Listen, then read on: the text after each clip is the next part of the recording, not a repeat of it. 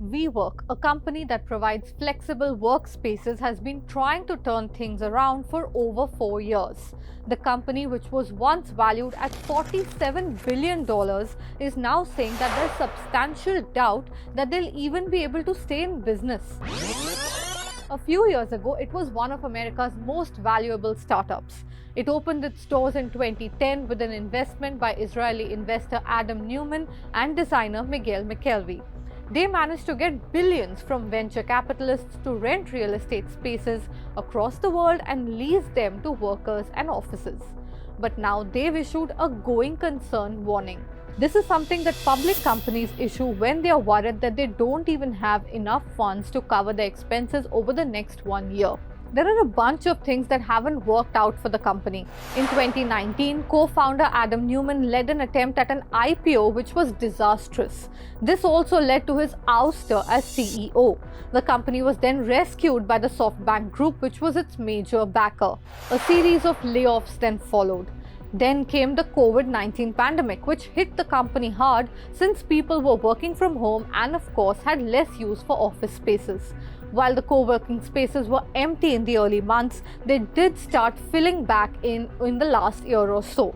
However, this recovery doesn't seem to have been sustainable for WeWork. The New York-based company is bleeding cash. Customers of their office rentals are cancelling their memberships and they've not been able to turn in a profit ever since they went public. That was in October 2021. The impact of the overall tech sell-off is hurting WeWork too. With the major tech giants handing in pink slips, the outlook for the sector remains gloomy. Another major factor is the change in the company's leadership. Sandeep Mathrani took over as CEO in early 2020. This was when the pandemic had just begun. Mathrani, who is a real estate executive, was supposed to be the company's savior, instilling discipline and order in a business which saw a fast and chaotic growth under Neumann. But in May this year, he also chose to leave the company.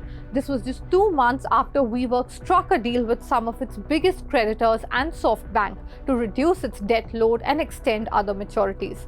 But soon enough, they had no permanent replacement for the CEO's role. Now, 3 more of their independent board members have also stepped down. Clearly, nothing is really working for WeWork. The company has put out a statement saying that its ability to continue will depend on the management's plan to improve liquidity and profitability over the next 12 months. The company plans to raise additional money through issuance of stocks, bonds, and asset sales too. They will also move to reduce rental costs and limit their capital expenditure.